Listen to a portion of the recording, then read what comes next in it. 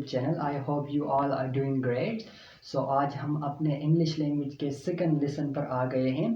पहले लेसन में हमने पढ़ा था कि भाई ये अल्फ़ाबेट क्या होता है, हमारे पास ये वावल क्या होता है, कॉन्सोनेंट क्या होता है, वर्ड क्या होता है और फ्रेज क्या होता है। आई होप आप लोगों को बहुत अच्छे से समझ आ गया होगा। सो नाउ हम पढ़ते हैं। भाई ये क्लास क्या होती है। क्लास हमने बहुत मरतबा सुना है। आइए अंडरस्टैंड करते हैं सिंपल वेज में। जी मैं 3 बातें बताऊंगा, 3 पॉइंट्स बताऊंगा बेसिकली। एंड आपने बस यही याद रखने हैं, आपको क्लास के बारे में कोई परेशानी नहीं होगी इंशाल्लाह। नंबर 1, क्लास हमारे पास ग्रुप ऑफ वर्ड्स होती हैं, जिस तरह हमने प्रेज में पढ़ा था कि they are group of words. Number 2, इसमें जो है ना क्लास में हमारे पास सब्जेक्ट वर्ब कम्बिनेशन होती है। ये मैं आपको बताता हूँ। देखिए ये हमारे पास क्या है, ये हमारे पास एक सेंटेंस है ना, एक सेंटेंस है ये, ठीक है, यहाँ से लेके यहाँ तक। My brother lives in America. So sentence में जो डूअर ऑफ एक्शन होता है ना, जो काम कर रहा होता है, तो उसी को हम कहते हैं सब्जेक्ट। तो यहाँ पर ये माई ब्रदर जो है ना सब्जेक्ट है, ठीक है। और ये जो लिव्स है ना, रहना, ये हमारे पास एक वर्ब है। तो क्लास में हमारे पास हमेशा सब्जेक्ट और वर्ब कम्बिनेशन होगी।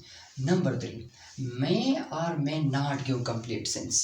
हमने तो प्रेस में पढ़ा था कि they are group of words और नॉट गिव कंप्लीट सेंस। लेकिन यहाँ पर हम क्लास में क्या पढ़ते हैं कि मे और may not give complete sense. ये हमारे पास कंप्लीट सेंस दे भी सकता है और नहीं भी दे सकता, ठीक है। सो हम एग्जाम्पल की तरफ आते हैं, फिर आप लोग को बहुत अच्छे से समझ आ जाएगी। देखिए ये मैंने बताया ना कि my brother lives in America. My brother lives in America, तो यहाँ पर ये सब्जेक्ट हो गया, सब्जेक्ट। नंबर 2, ये हमारे पास वर्ब हो गया। तो नंबर 1 रूल तो ये अप्लाई करें आप कि ये ग्रुप ऑफ वर्ड्स हैं, ठीक है। नंबर 2 सब्जेक्ट वर्ब कम्बिनेशन है। और नंबर 3 आप देखें my brother lives in America, my brother lives in America. So आप कहते हैं ओके फाइन, ये हमें कंप्लीट सेंस दे रहा है, कंप्लीट मीनिंग दे रहा है। तो ये हमारे पास क्या हो गया, एक क्लास हो गया, ठीक है। लेकिन ये जो दूसरा मैंने पॉइंट लिखा है इसी तीसरे पॉइंट में कि मे नॉट गिव कंप्लीट सेंस, हमारे पास क्लास कंप्लीट सेंस नहीं भी दे सकता। वो कैसे, मैं आपको ये एग्जांपल लेता हूँ। I like my teacher who is very nice to me. अब ये तो हमारे पास एक कंप्लीट सेंस दे रहा है ना, आई लाइक माई टीचर। लेकिन ये जो है ना, ये ग्रुप ऑफ वर्ड्स, इसमें सब्जेक्ट भी है, वर्ब भी है, ठीक है। और लेकिन ये हमें कंप्लीट सेंस नहीं दे रहा। अब मैं कहता हूँ ना कि who is very nice to me, who is very nice to me, तो आप कहते हैं कौन, कौन आपकी तरफ नाइस है, who is very nice to you.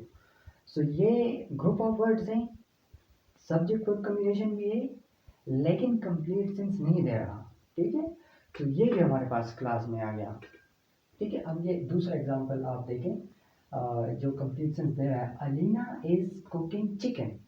ये हमारे पास ग्रुप ऑफ वर्ड्स है, नंबर 1। नंबर 2, इसमें सब्जेक्ट वर्ब कम्बिनेशन है, ठीक है। ये देखें आप, सब्जेक्ट हो गया, ये हो गया वर्ब, तो सब्जेक्ट वर्ब कम्बिनेशन है। दूसरा रूल सेटिस्फाइड हो गया। अब तीसरा, मैं गिव कंप्लीट सेंस, लेकिन अलीना इज कुकिंग चिकन। अब मैं कहता हूँ अलीना इज कुकिंग चिकन, तो ये हमारे पास कंप्लीट सेंस दे रहा है, कंप्लीट मीनिंग दे रहा है। So it is a class. अब ये चौथा एग्जांपल देखें जो कि इस में आता है कि मैं not give complete sense. Like I bought a book yesterday, I bought a book yesterday which is very interesting, जो कि very interesting है।